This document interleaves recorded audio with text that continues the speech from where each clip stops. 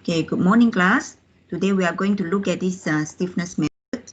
Okay, if you have any questions, okay, during my lecture, yeah, please stop me and I will explain accordingly.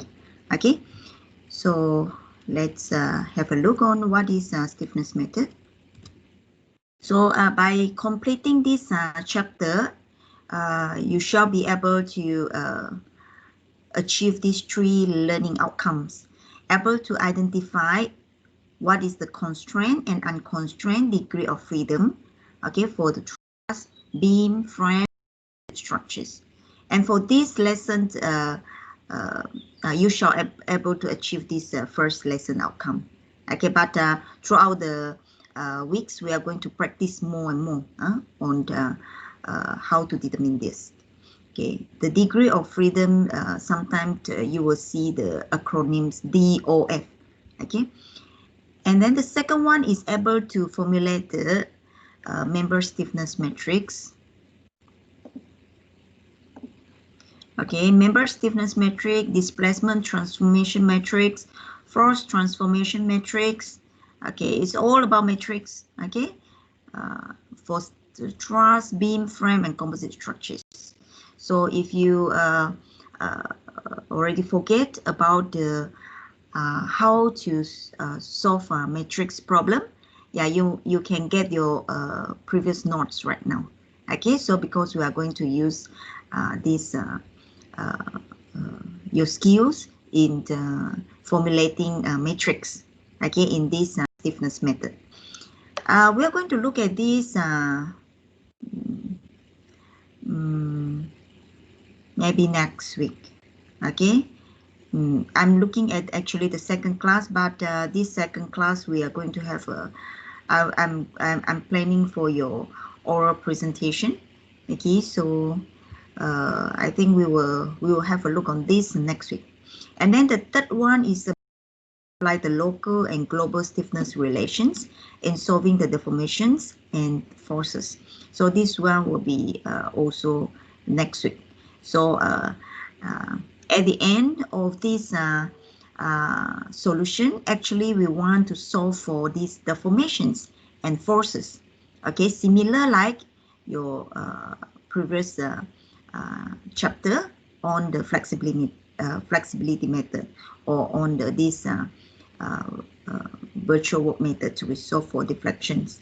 Okay, and in flexibility method we solve for forces. Okay, so these are the outlines of my lecture. I will cover up to 3 only today. Okay, but this is very important as a start. Okay, so make sure you pay attention on this, because this is a preliminary, I would say, preparation, okay, for the stiffness method. Okay, so of course I'm going to talk quickly on what is the advantages and what are the fundamentals, and I will emphasize on the procedure, general procedure of the analysis. So these are the advantages of the stiffness method. Okay, so if you can see that it can solve for both these statically or determinate and indeterminate structures. Okay, both, there's no problem at all. And then the method yields the displacements and forces directly. If you remember the flexibility method, at the end of the method we solve for R.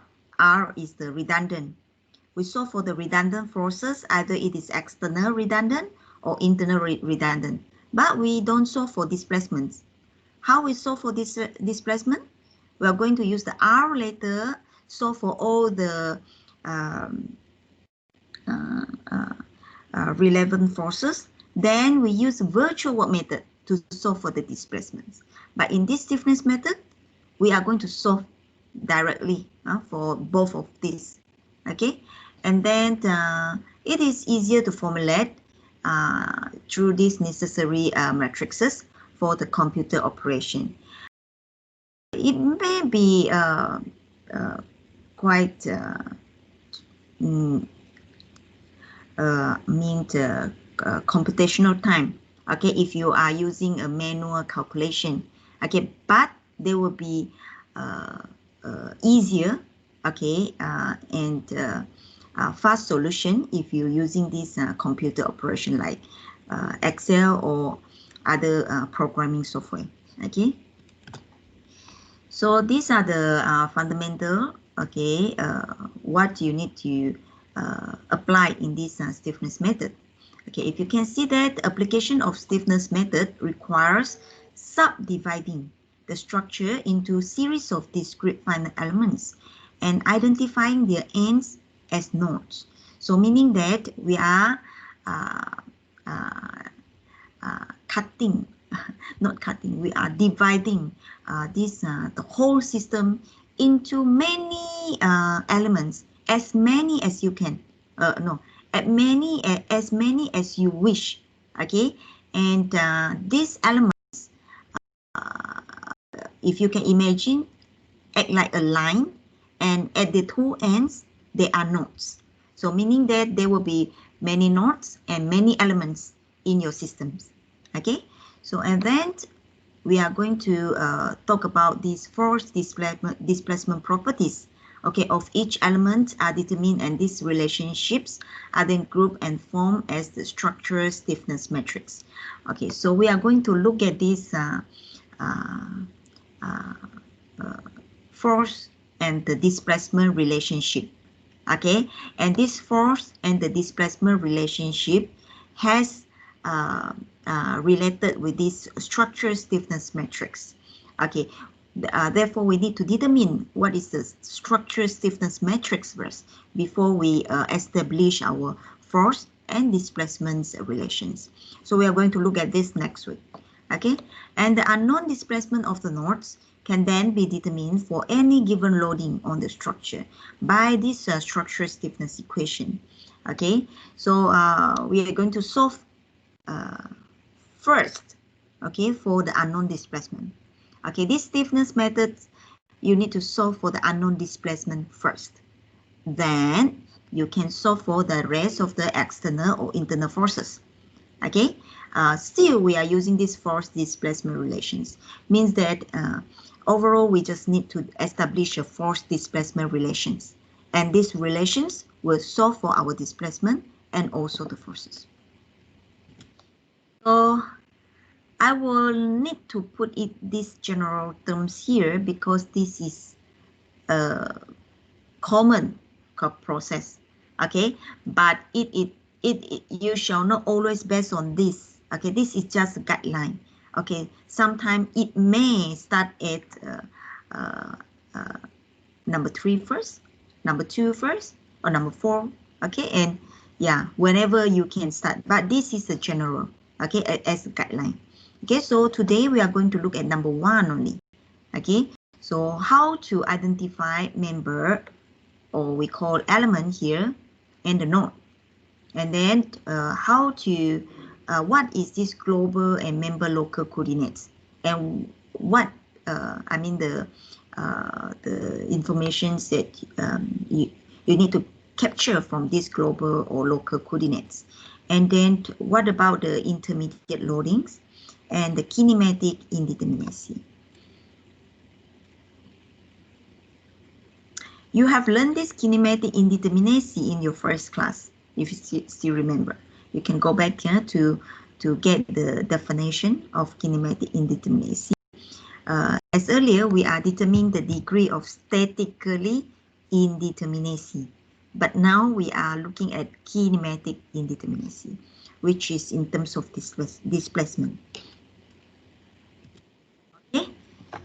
So we are going to start with this, the first one, how to identify the nodes, element, and coordinate system.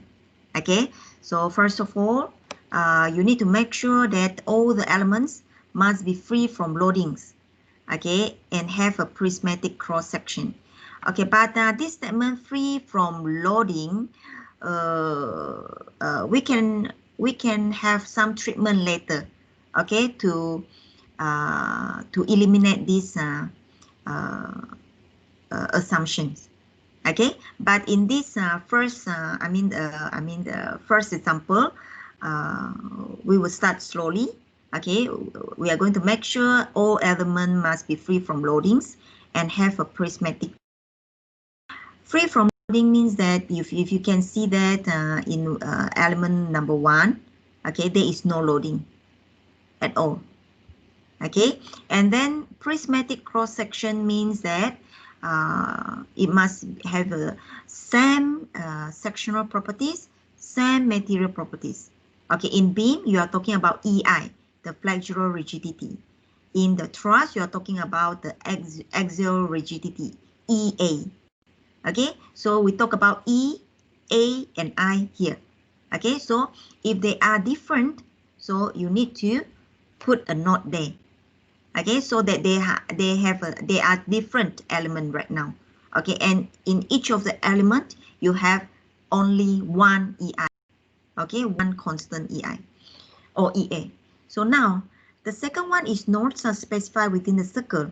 Okay, please circle your number for nodes, and elements are specified within a square.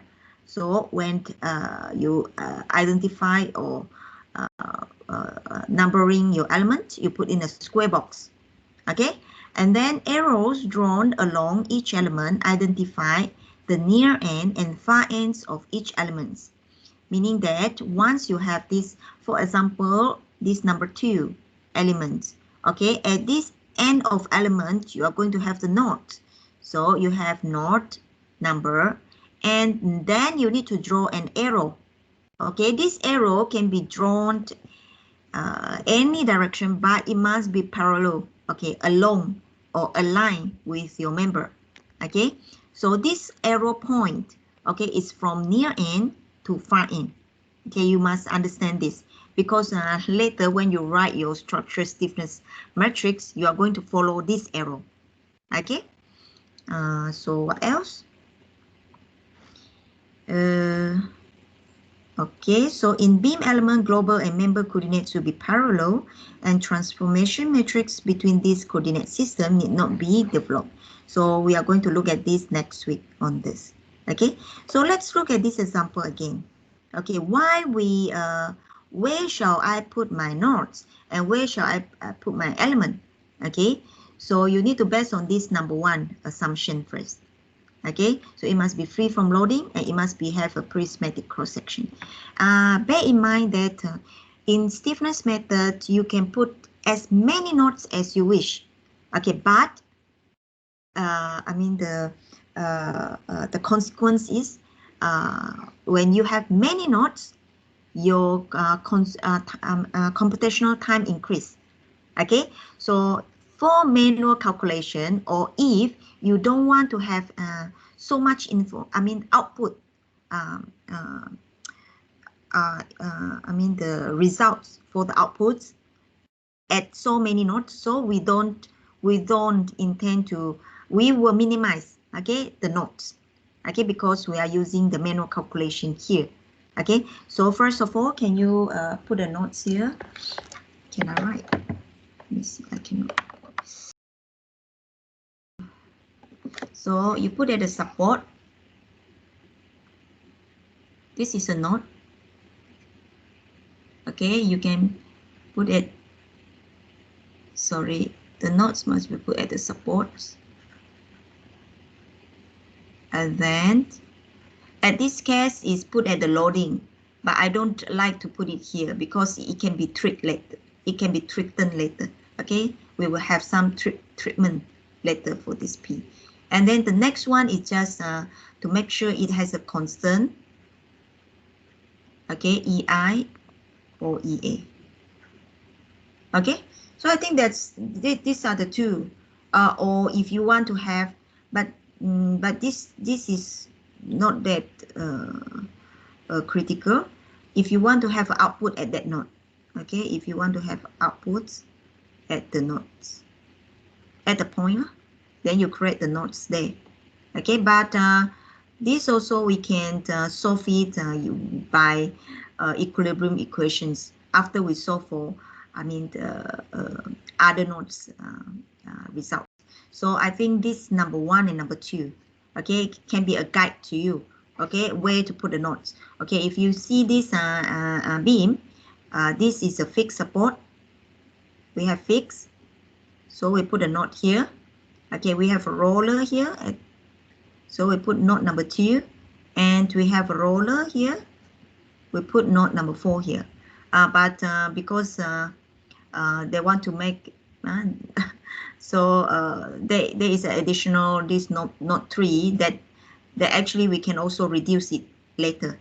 Okay, but here they put it to I mean to skip some of the steps. Okay, you will understand this later. Okay, so once you have this from these nodes, you can put in your element because the elements will be joining the nodes. Okay, element 1 joining 1 2. Okay, element 2 joining 2 3. Element 3 joining 3 4. Okay, then don't forget about the arrow. At all the element you must put an arrow. Okay, because this arrow will identify where is the near end and where is the far end. Are you clear, class? Yeah. Class? Okay, I have to start very slowly because I think this is very, everyone must understand this. Then when we go to the example later, yeah, I'm not going to go very details, okay, on this because you already know in this class. Okay, yeah, because I think I don't put this in your notes, okay, because I created to they just to make sure we try again on one example. Okay, so here I put a statement here. Nodes can be located at supports, and if there is change in the sectional or material properties, the EI or EA. Okay, so in this case, where shall we put the nodes? Anyone can help? We put at the support. Where are the support? A. A and B. yes. So at least we are going to have nodes at A and nodes at B. And how about if there is any change in sectional or material properties? Would also. Yes. Where? It's C. Yes. So this is how we put it, the nodes. Okay. So of course you can put more than that, but in your manual calculation, you try to avoid that because solving the matrix later you have use a computer to solve it if your equation is just too much. Okay. So once you have solved for the nodes, I mean located the nodes, you can locate your element. Okay, so you have 2 elements only. Okay, in this solution. Okay, then what else you need to put? We need to put nodes, elements, arrow. Yes. Okay. Yeah, arrow. So arrow drawn a line with an element from near end to far end. Okay, so of course you can draw from 2 to 1, there is no problem. Okay, but try to give yourself rules. Okay, like for example, just go to the right is, I mean all your arrow will go to right. Okay, so just make your rule so that you won't confuse later. Okay, so for example, if I draw an arrow in the element like this, so node 1 will be my near end, node 2 will be my far end. And if I draw this to element 2, so node 2 will be my near end and node 3 will be my far end. Okay, so next, okay, so after you have located these 3 things, nodes, elements, and the arrow, then we need to understand what is the global and local axis. Okay, I think I have also mentioned this before with you, but we are going to look at this again. The global axis is all these axes actually arbitrary, imaginary. Okay, you just imagine. Okay, it is not in our life actually, but it is a reference for us. Okay, to tell others. Now I'm talking about global x, y, and my global x, y is in such, and now move to x. So everyone will move to x. Okay, this is just a reference. Okay, so only one global axis system is used to define structural geometry. So now in the whole system, now we are looking at the whole system, you need to define one global x and y. Okay, and of course the one that you shown I show here is a common. X will be horizontal and Y will be the vertical. So this is very common. Everyone know about that. So please use this.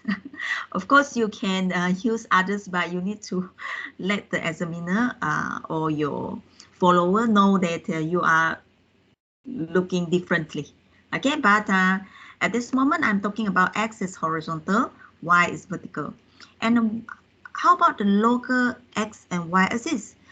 Local means that it will, this axis actually referring to a member, okay, or sometimes we say member axis, okay, but we talk, yeah, quite commonly we refer to local, okay. So it will be based on, okay, if you talk about the member one, okay, so we will have a near end and far end, okay. Near end we name actually if you are familiar with the programming, you will familiar with I naught means near end, J naught mean far end.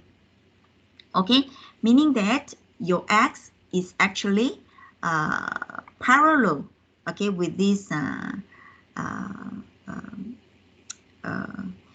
member, okay, and then you can define this y, okay, by your right hand rule, okay, either it is going this way or going downward, downward, okay. So it is how you define your local axis. So if you imagine your frame, there are many members, so every of these member they will have their own local axis. So when we talk about, okay, this member actually deform positive x. So you know that you are talking about, of course you need to say that you are looking at the local now, local x 1 mm. So everyone will be referring to this local x 1 mm, which is in this direction. Okay, so if it is deformed in the local y negative, so you will know that it is going down. Okay, but talking about this local axis, of course we can talk about the which we always do is the displacement deal, talking about in terms of global axis. Okay, in terms of global axis, if saying that node 2 moving to global axis 1 mm, so it means that it is going this direction, going to this direction. Okay, we refer to global. So now you need to make sure you understand what is global and local. Huh? So this is about degree of freedoms, okay, or kinematic indeterminacy, or DOF. Okay, so you need to, I think I forget to write something. Can you write this for me? You are talking about 2D in here. 2D structure. So if 3D, there will be, you consider X, Y, Z, okay? But now we are talking about X and Y only, okay? So in the truss, you will always have two translation degree of freedom per knot. Means that at each knot in the truss system, okay, this, let's say this knot, it can move in X direction, of course positive X or negative X, and it can move also in Y direction, positive Y, upward and downward. So only translation. Remember, we don't have moment in truss. Okay, but in beam, always have 2 degrees of freedom as well, unless there is a axial effect, okay, in this beam that you want to determine. Then you are going to have a horizontal. Okay, but now we are going to have vertical displacement and also rotational displacement, 2 only for beam. Okay, For frame, we're going to have all the three. One is translation, X and Y, and then another one is the moments, the rotational displacement. Okay, so you need to remember this. Of course, we are going to practice later slides on this. Okay, so this is per note. In one note, how many DOF? But if I ask, what is the structural DOF? So meaning that you just sum up all these DOF in your system. So you can, because all this DOF is the same, okay, in the same system. So you just can the DOF per note, this one, okay, multiply number of notes. If the truss have 4 notes, you just multiply with 2. It will be 8. The structural degree of freedom for the truss will be 8. Okay, let's try. I'm going to skip this first, I think. Oops. Okay, so let's look at this. Okay, this is a beam. How many nodes you have here? 4. 4, correct? Yes. So in a beam, in a node, what is your how many DOF per node?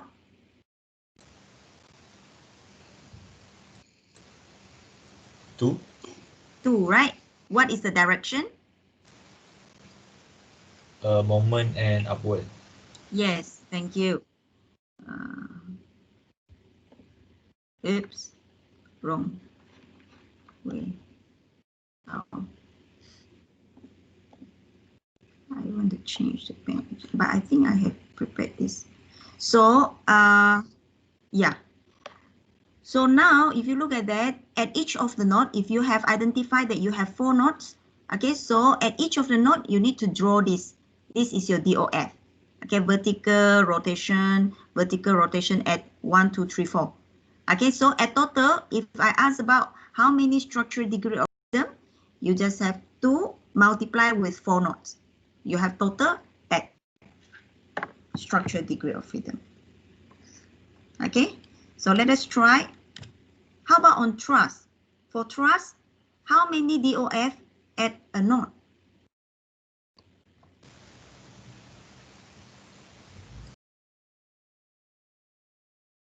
There will be 2. Okay, for truss, there will always be 2.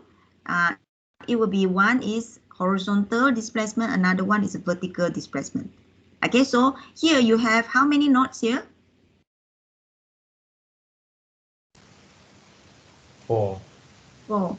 So there will be 2 multiply with 4 and still you have 8. Okay, so this is how you put in your DOF. Okay, you need to draw it, okay, at each of the node. Okay, this one. If you cannot see, I just draw it. Okay, it'll be the same. Okay, so next, let's try on frame. How many DOF for frame per node? 3. Yes, so it will be something like this. The vertical, horizontal, and also the moment displacement. Okay, so now there is how many nodes in this frame? 6. Yes, so there will be 6 multiply with this 3. Okay, 3 DOF per node. Okay, multiply with 3. So the total DOF in this structure is 18. Okay, so this is how you put in on your structure. You need to put this. These arrows indicate the DOF in each of the node. Of course, you draw it very close to your nodes. Okay, so number 2, node 3, node 4, node 5, node 6. Okay. So when we will talk about this DOF, actually is referred to your matrix size. Okay, imagine your matrix. Okay, maybe you forget about matrix, maybe. Okay, something like this. Okay, if you have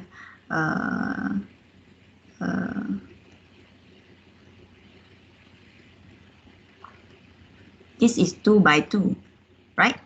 So if you talk about 18, means you have 18 times 18.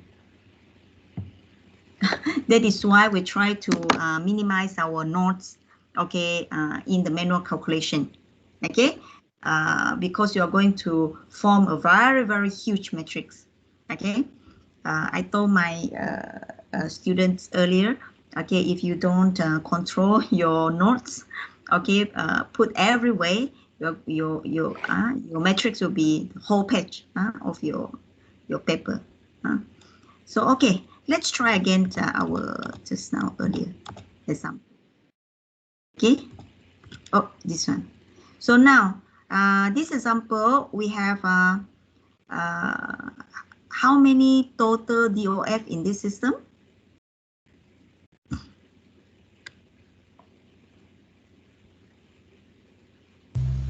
6. Yes, because in the beam we are going to have two DOF per node, okay, which is a vertical and also rotational. So you have only 3 nodes, so 3 times 2, so you have 6 DOF. So you need to draw this arrow, okay, in your structure when you want to use this stiffness method. Okay. Any question, class? Are you okay drawing this DOF arrow? So maybe, yeah, later we are going to try on the tutorial, but make sure you ask question, okay, before leaving the class. Okay. So now we have just now putting the nodes, putting the elements, draw an arrow, and identify the DOF. We need to number and give a notation to the DOF right now. Okay, so actually, if it is in the programming, we don't do, we give a numbering, but we don't follow any much rules. Okay, because it is computer, they can sort out by, by the your programming. Okay, by your instruction. Okay, but right now in the manual calculation, we cannot. Okay, we need to make sure the output, okay, or the matrix arrange, okay, according to the easiest way, okay, for us to solve the matrix.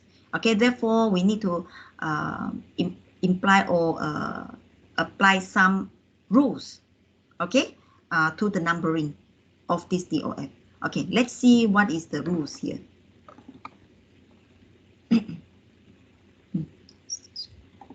So now we only, for the beam, we only consider this 2 DOF, which is also talking about bending and the shear, okay? And the draw DOF at each node, we already draw it, okay? 2 DOF. So now I'm talking about beam only. So namely the vertical displacement and the rotation. Okay, so in this case, we have total 8 DOF for this example. And now we need to name and label the unknown displacements first, and then the known displacement. Okay, unknown, or sometimes they use the name unconstrained. Known, or sometimes they use constraint. Okay, meaning that unknown is you don't know what is the displacement, how much you don't know, but known displacement means you know how much. Okay, so it is easier way for you to work reverse. Okay, so instead of knowing the displacement, I will suggest you to determine the support reaction first. Okay, meaning that, so you please put the support reaction, the arrow in this system. Okay, so I will have, I will have this. Okay, for the fix, I have fixed at 1, not 1. So I have this support reaction, and I have a roller at 2. So I have 1 support reaction, and I have roller at 4. I have also 1 support reaction. Okay, so but now we want to know in terms of displacement. Okay, but this support reaction can tell you that these particular nodes at these directions are constrained. Constraint means that it cannot move at all, meaning that the displacement is equal to 0. Do you understand? So I would say that this deflection is equal to 0 as well. Okay, at this direction. Maybe I will put V. Okay, and this one 0, and this one H 0, and then this rotation 0. Okay, so now I go back to this one. We need to name the unknown first, then only the known. So meaning that this one is known, right? 0. You know that the displacement is 0, 0, 0, 0. So you name it after. Do you get what I mean? We need to identify what is the unknown displacement. Okay, now let us look at this DOF. At each node, we know that at the beam, we have these two DOF. If you cannot see that, I will draw it again for you. Okay, if you can see that, at this node 1, you have this. At node 2, you have. Okay, at node 3, you have this one. At node 4, you have this one. So we need to name the unknown first. The one that I draw the support reaction is the known. Okay, it can be reflect the known displacement. So you name the unknown first. Which one is I mean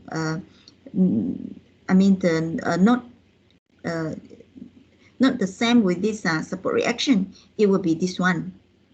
I will circle it. These two and this one, right? Can you see that, class?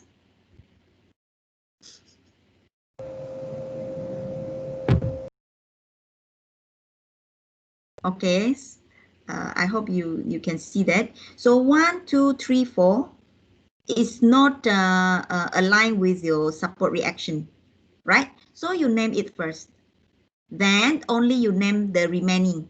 Okay, so after you name 1, 2, 3, 4, which you don't know the displacement, you name 5, 6, 7, 8 lah. The one you know that it is equal to 0. Okay, so let me see whether I got yes. Okay, so next you can write a vector, okay, for this displacement and the Q. Q is support reaction or forces.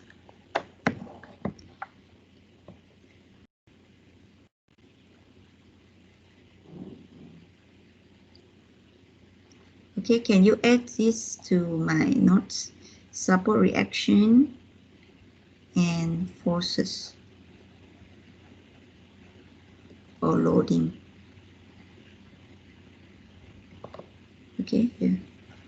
Okay, so now let us write a vector. The vector means that it will be in terms of matrix later. Okay.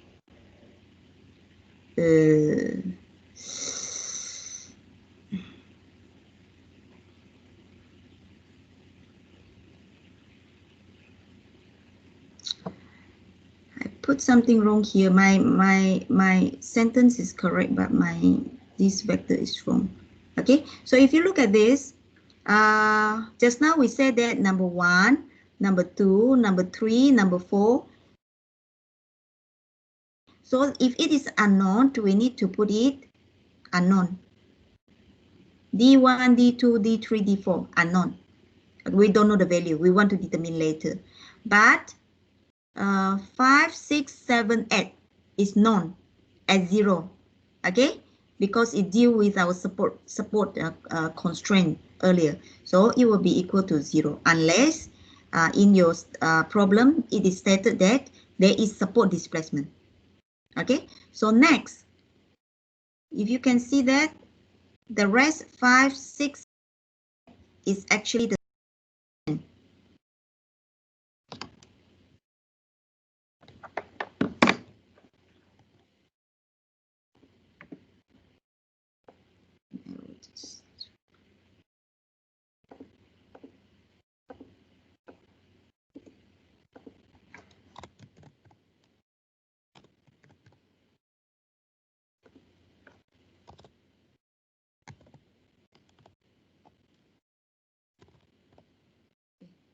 This is the correct one.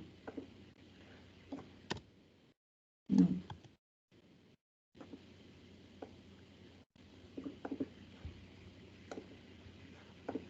Okay, if you found that, if you can draw a line here, if you can, you will see that the support unknown support reactions is actually opposite. Okay, with this unknown displacement, and it can be separated by a line. Okay, then you can check your answer. Okay, so if you can see that D1 to D4 is unknown, Q5 to Q8 is a support reaction is unknown. Okay, you can write in such, and then Q also means loading. You need to check on your this beam at this DOF numbering. Is there any loadings applied on this DOF numbering at the nodes? Okay, so if you can see that you have P here associated with this number 3 direction. Okay, therefore Q3 will have value. Okay, negative P. Why? Because the arrow that you draw is all a positive sign. Okay, so you need to put somewhere your notes for the positive sign. These are the positive sign. Okay, so let us try, I think, again here. Okay, so let's try on this example. Okay, can you tell me which one you want to name it first? Let us draw the support reaction first. Okay, so I'm going to have this support reaction. Okay, so here I will put it A, B, C, D, E, F. Okay, can I know which numbering A, B, C, A to F, which one is non-displacement? Non.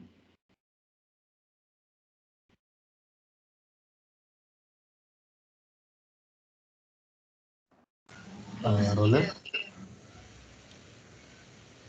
Sorry, I cannot hear you. One by one, maybe. A to F, which one it is non-displacement? Non.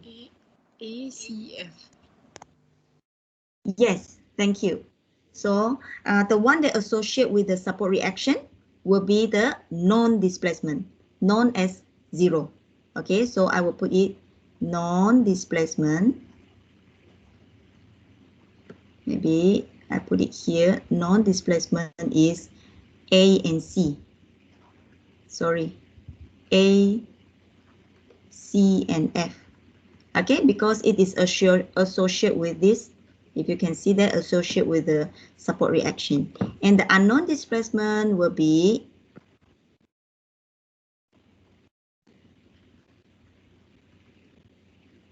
the remaining, which is D, B, and E. Okay, so you need to name this D, B, E. Okay, so yeah, you can name any. You want to name yeah, B first, E first, D first. Okay, so at the end later you are going to have 1, 2, 3. Let's say I will name it this one. Okay, number 2, number 3. Okay, then this is number 4. Okay, number 5, number 6. Okay, sometimes you might want to get your own rules. Okay, you might want to always name this number 1, this number 2, this number 3. I mean the sequence. Okay, so it will be up to your rules. Okay, so I think there is no problem as long as you have already sorted out this. Okay, so now if you look at the vectors here, okay, we are going to have 3 unknown displacement, 3 dBE. So you have D1, D2, D3. Okay, and then you can draw a line. Okay, if you can see that this is D unknown, this is Q unknown here. Okay, so and then Q45, this Q can be support reaction. It can be also loading. Okay, so this will be displacement. Okay, we know that ACF, okay, is 0. Okay, and this, there is some mistake in my notes here. Okay, can you fix it?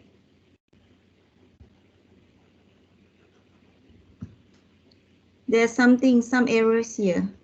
Can you fix it?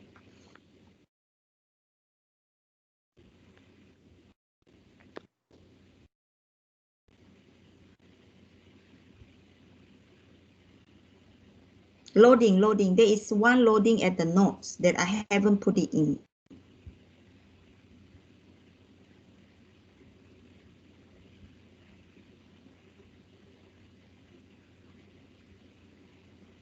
Any loading of my notes?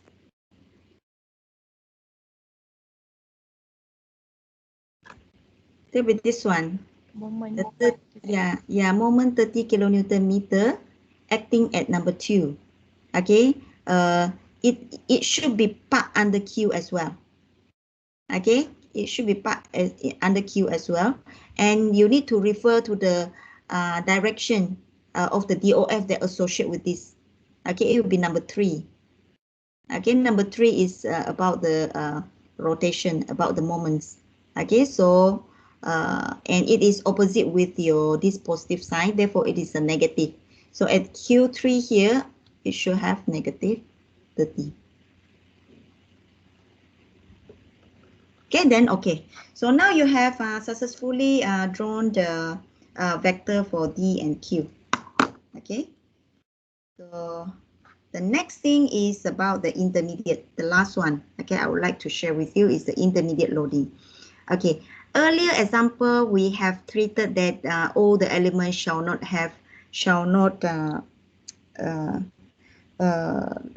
put on your element, no loading at all. I mean, element shall not have any loadings. Okay, but we can use some treatment here, okay, which we call intermediate loading, to clear the any loading on our member.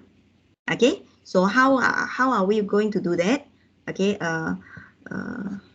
we are going to use some of the templates or some of the equations to use. Okay, if you can see that the actual loading is like this on the element UDL, and we want to have something no loading at all. Okay, then what we should do?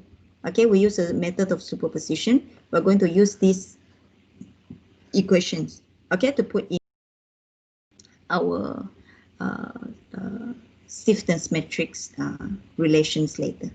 Okay, how to do that? So there is a set of this I have taken from the appendix of the final exam. Okay, but it may not always in this form, so you need to be able to read, okay, the instruction here. If you look at here, okay, normally so if you look at this MA, okay, MA, this is positive. If you can see that MA is positive value, but come to here, if you look at this sign, is negative value. Okay, meaning that MB is actually negative WL squared over 12. Okay, maybe I try again. 1. So this MA at this A, okay, it is a positive value. Okay, but this MB, okay, this is negative value. What if this MB is in such?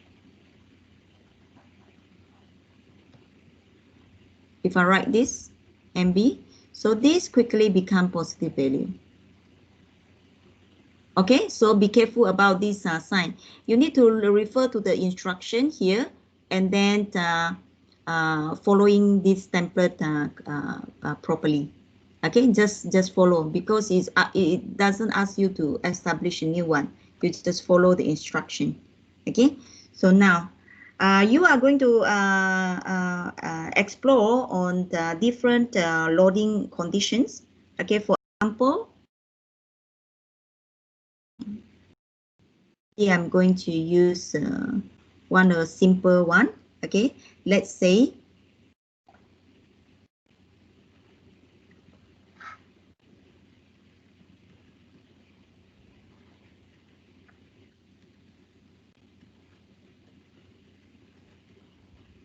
okay, so let's say this is element 1, not 2, an arrow and so on.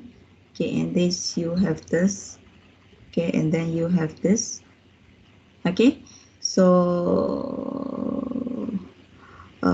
I want to determine the Q naught, the intermediate loading. Okay, what should I do? So first of all, I want to clear this loading, right? And then I use this treatment of intermediate loading. I will go to refer to this template, okay, to seek for any appropriate loading, same with this loading acting on my member. So I have found that this will be the one appropriate.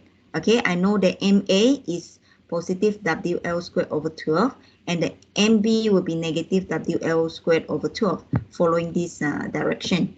Okay, so what I can do it here is I will draw like this. Okay, so I will have this and this, and this. If I put it like this, okay, it will be a positive WL squared over 12. And it will be WL squared over 12. Okay, I'm getting the templates from these equations. And then the RA and RB, okay, will be WL over 2 and WL over 2. Okay, so can you help me right now quickly determine what is the WL squared over 12? The L, let's say, is 1 meter. It will be 10 over 12 here. Okay, this will be 10 divided by 2, which is 5 here. So once you have determined this Q naught, you need to put in your vector of Q naught. Okay, so you can put in a vector here. Okay, so following the numbering. Okay, so we need to number this first lah. So which one is the unknown of this DOF in this simply supported beam? So it will be this one, number 1. Okay, and then the rest are known. So it will be 2, 3, 4, let's say. Okay, so if you look at this numbering, we are going to follow the Q naught numbering as well, same with this. Okay, so there'll be 1, 2, 3, 4. Okay.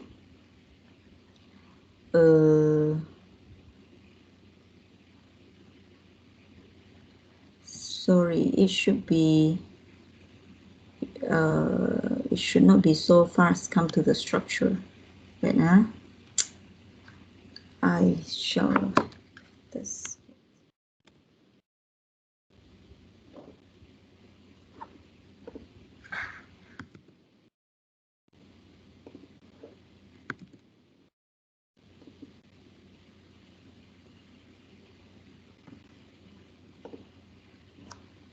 Okay, so I'm referring to this again. Okay, once you have determined all these uh, uh, the forces, okay, the fixed end forces, okay, here, okay, skip the structure first, okay. To look at the local numbering, okay, the local numbering is, okay, we need to always follow this sequence.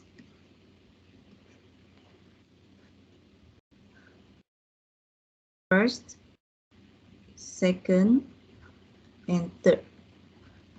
Okay, we are going to follow this sequence. The first is horizontal, second is vertical, and the third is the rotational.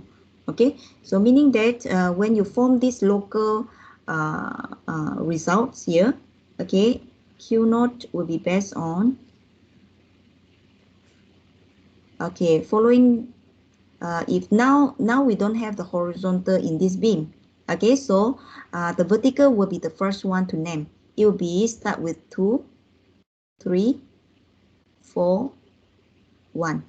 Okay, you bear in mind on this sequence.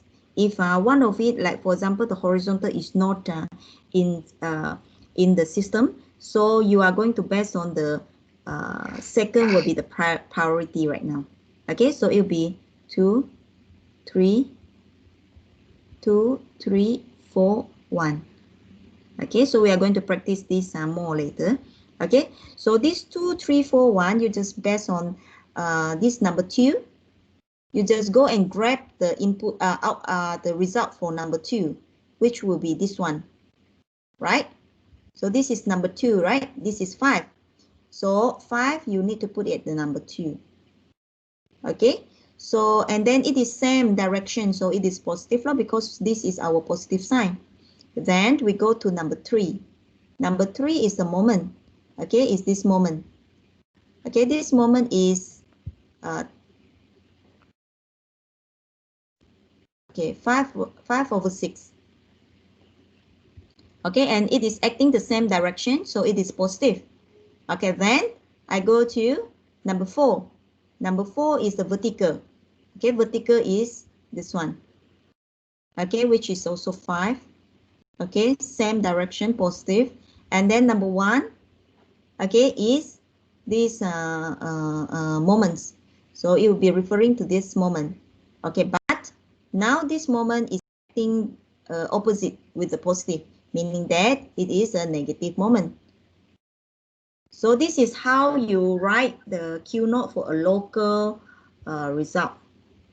Okay, later you are going to establish into a structural or global, okay, results. Okay, when you talk about global or structure, uh, uh, these establishments later, you are going to form this based on the numbering 1 to n. Okay, 1, 2, 3, 4, 5 until your end of the matrix. Okay, so these are following the sequence. Okay, this is following the local. Okay, so now 1 will be negative 5 over 6. Okay, 2 will be 5. Okay, 3 will be 5 over 6. And 4 will be 5. Okay, of course, in this small case, you can directly jump to the global. There is no problem, as what I intend to do just now. But I need to let you know that when the things become complicated, you need to establish local member by member first, then only form into a structure. Okay, a bigger matrix. Okay, so I hope it's not confusing you on this, because what I would like to actually introduce here is to use this template, okay, to find the Q naught. Okay, so I actually prepared this, but I worry that when you see this, you get the worry because the equation is long. Okay, so yeah, this is my final examples here. Okay, but maybe you can snap these two pages, okay, to study. Can you snap this? I have two pages. Page 1 first. Have you done? Snap it.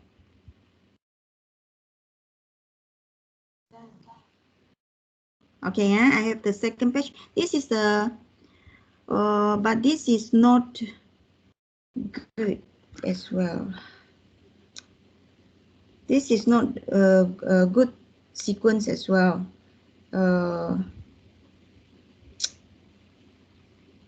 Maybe I will send it to you later. I will need to sort it according to this 4, 3, 1, 2. Okay, here. Okay, I will snap these two pages to you soon. Okay, after you enter your tutorial class later. Okay, so and then for this tutorial class, okay, I would like you to try, okay, to get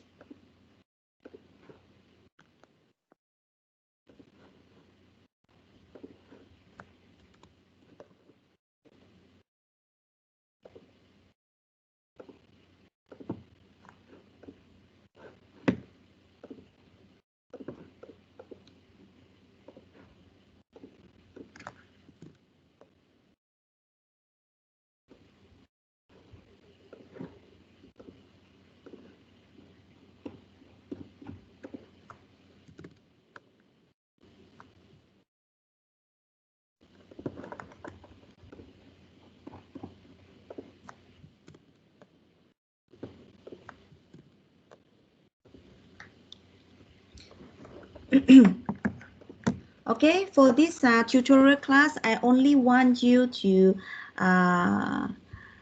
give a note, okay, give elements, okay, where is the arrow, okay, and then where is the DOF numbering, okay, if there is any Q note. Okay, at the end, later you need to give me in terms of vector, okay, D, Q, and the Q note. Okay, I still feel very worried. Shall we do one question before you left for your tutorial? Can I continue? Class, can I? Yes, madam. Okay, okay. Yeah, I'm a bit worried. Because this is not much example, I would say. Okay, so let's try on this number one. Later, group one will continue with this question. Group two will continue with this question. Group three will continue with this question. Group four will continue with this question. If your class have group five, then continue with this. Group six will continue with this. Okay, and then if you have time, all to, yeah, okay. Okay, so I'm going to start with this. Okay, so first of all, I want to do the notes. Okay, so I will put my notes here at the supports. Number one, number two, number three. Okay, then I will put on the elements in the box. It will be one, it will be two. Then I will put on the arrow. So this will be my arrow. This will be my arrow. Okay, indicate this near end and far end. And I'm going to put on the DOF.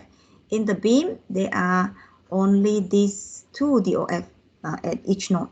So I'm going to draw the arrow first for the DOF at node 1, at node 2, and at node 3.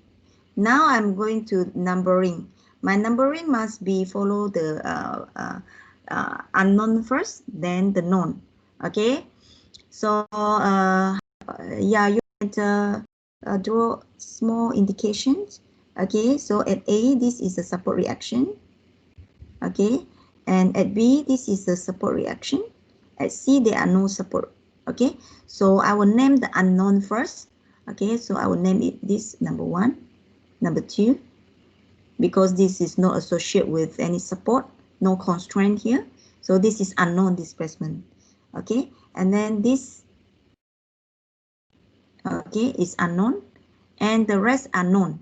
Okay, I know that this is 0, number 4 is 0, number 5 is 0 because it is fixed, and then number 6 is also 0 because it's roller. Okay, so I have done with this DOF numbering. I can continue with writing my vector D and Q right now. So my D, I have 6 at total because my DOF has 6. Okay, so this is how I do it. 1, 2, 3, 4, 5, 6. And my Q, I have also 6. Okay, so it will be 1, 2, 3, 4, 5, 6. And I have 1, 2, 3 is unknown earlier. Okay, I can draw actually a dotted line to separate this. Okay, because I know that this D1, D2, D3 are my unknown D, and my Q4, Q5, Q6 are my support reaction. Okay, then I check. Okay, on 4, 5, 6, is there any support displacement stated in my problem? If there is none, so there is 0 here. Okay, and my Q1, 2, 3 and 4, 5, 6, is there any load acting on my nodes? There are also none. Okay, all the loading is acting on the member. So therefore, there is 0. So I have solved for my vector D and the Q. If you can see that this D is unknown, this Q is unknown here that you need to find. Okay, this is known D, this is a Q known. Okay, so next is the Q naught. The Q naught, there are 2 Q naught here. Okay, maybe I will just explain one of it. Okay, so that you can have time to study your tutorial. Okay, so I will do one of it is this one. 1. Okay, this is 50 kilonewton. Okay, then I need to get the appropriate equations, okay, for my this point load. So I need to find from here this one. This one is appropriate because it's acting at the halfway. So I will use PL over 8 and P over 2, okay, into my system. Okay. 8 and P over 2. Okay, same with here. And P over 2. Okay, so I have P over 2 is 25. Okay, same with here. Okay, and then PL over 8, 6 meter. Oops. I don't have my calculator nearby. Can you help me? P, it will be 50 times 6 divided by 8.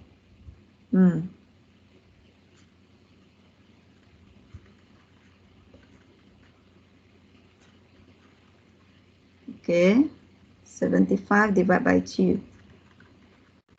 Okay, if you can help me to 36648.5. Thank you. Okay, so now I can put my Q naught for the local yet, not the global yet. The local one will be, this is local, so it will be following my numbering here will be following 4, 5, 6, 3. Okay, 4, 5, 6, 3. Remember this sequence. Remember this sequence. Okay, so 4 will be vertical. This one, 25. 5 will be this one, 37.5. 6 will be vertical, 25. 3 will be this one, negative 37.5. Okay, so this is a Q naught for element 1. Okay, maybe you want to put it, this is for element 1. So you need to find the Q naught for element 2 as well. And then when you establish for the structure, you will see that Q naught for element 1 and Q naught for element 2, both of these Q naught will have items Q3 knot and Q6 knot, because this is the intersection between these two elements. Therefore, you need to sum this up. The Q3 knot for the element 1, sum up with the Q3 knot for element number 2 to form your structural Q knot later. Okay, please try it. Okay, so I think I will stop it right now. Give me a moment to check your attendance before you left. Okay, then now you can go and download this tutorial. Okay, discuss with your if you have problem, and then one of the member please post your solution to the chat room so that I can give you feedback. Okay, I hope to give feedback as much as I can. Okay, so let me go to the sometime.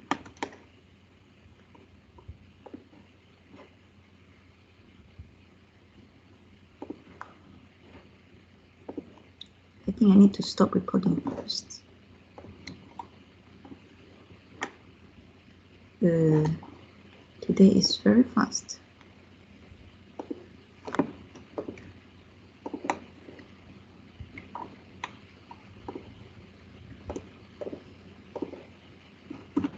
Oops.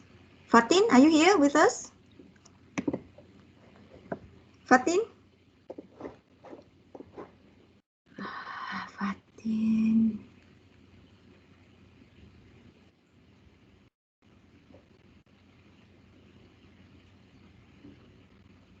Fatin? Not here. No.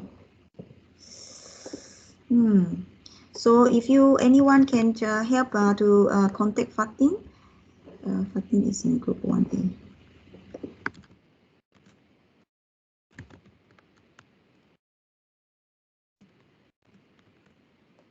Then let me go to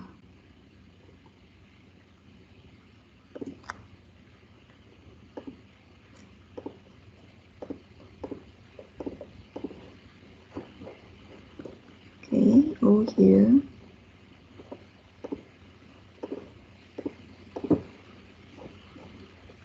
Siti, Zahia, are you here?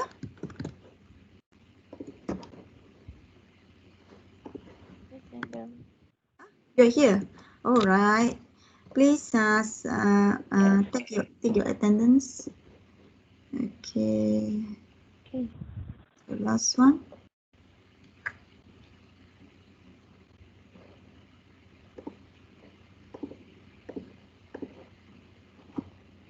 All right.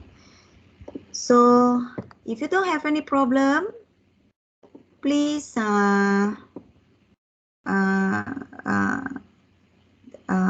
offline for your tutorial. Okay. Don't forget about this next class. We are going to have an oral presentation for you. that is tutorial what I cannot remember. Okay, so I hope you remember that 4 questions, passive question for the flexibility. Okay, I see you again next class. Oh, I will wait you in your chat room. Okay. Thank you, madam. Thank you, madam. Thank you, madam. Thank you, madam. Thank you, madam.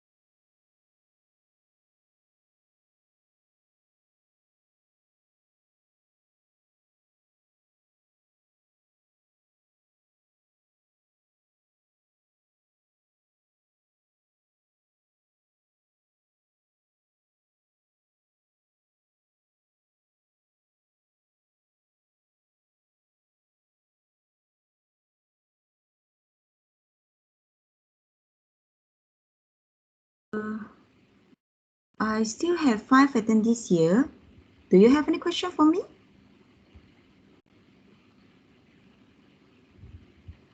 Jasmina?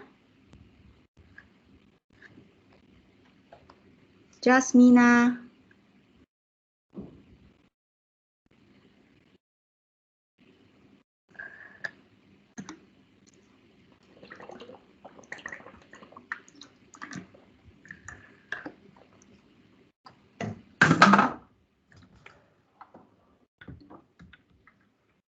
How about Farhan?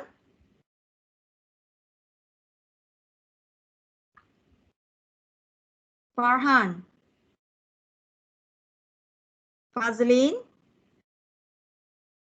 Azrul? Doktor, saya ada Yes, soalan lah. yes, yes. Doktor, saya nak tanya pasal oral presentation tu kan. Yeah, Kan ada spasial question Julai 2017. yeah. Question 4 tu, Mhm. dia bukan soalan flexibility method maksudnya kan. Question 4. Saya ingat yang saya bagi punya memang ada satu yang moment distribution method kan. Tapi saya suruh dibuatnya dalam flexibility method. Itu beam kan, dia doktor suruh buat yang beam tu Yeah, lah. yeah. Process tu tak payahlah kan. Apa? Yang dia ada dua diagram, dia ada dua structure, satu trusses, satu lagi beam. So pakai yang buat yang beam tu. Oh, dalam question itu ada dua soalan. Tapi doktor dah mention dalam WhatsApp dah. So buat yang beam tu. Tapi Ya, beam tu saja. saya kira dia punya determinate dengan indeterminate tu, dia determinate lah. Dia tak boleh dan sebab Dia determinate lah. tak tahu kalau saya salah ke. Tak, lepas tu ada satu masalah. Dia kereta, dia ada mobile lah, ada kereta dia suruh pakai load kereta tu, tapi kereta tu saya tak pasti dia nak letak kat dekat join mana kan. Sebab Oh, ya ke? Saya tak, you boleh terus snap pada saya itu soalan tak? Tapi tak ada orang, you saja yang pertama itulah. beritahu saya. Saya takut saya ada orang tanya tak. Sekejap soalan saya snack lah. Okay. Saya hantar dekat saya nanti saya tengok macam mana. Jika dia memang determinate, saya akan sempat ke you buat?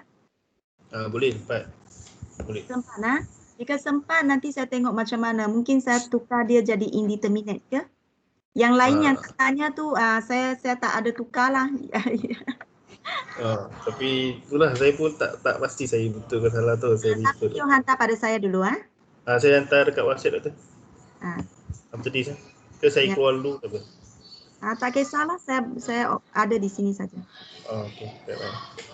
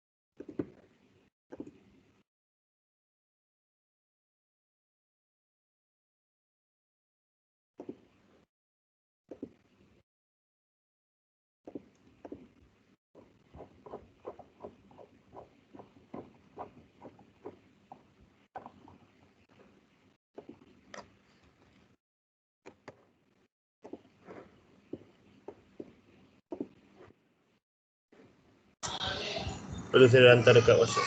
Ya, saya sudah tengok.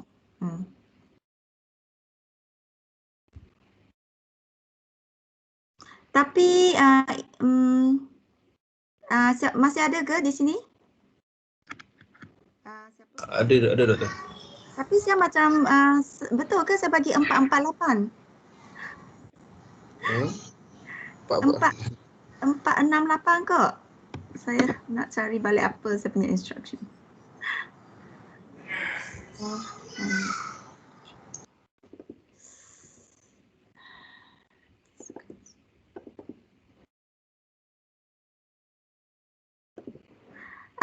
Siapa? Azrul ke? Ya. Saya bagi tengok saya punya instruction. Hari itu adalah 468 no. TCS 468 dia. Bukan 448. Oh betul lain. Oh okey dia. Okey ya. Oh dia salah paper Salah ni. kod lah. Salah kod. Oh okey. Thank you. Ya. Doktor. Okey.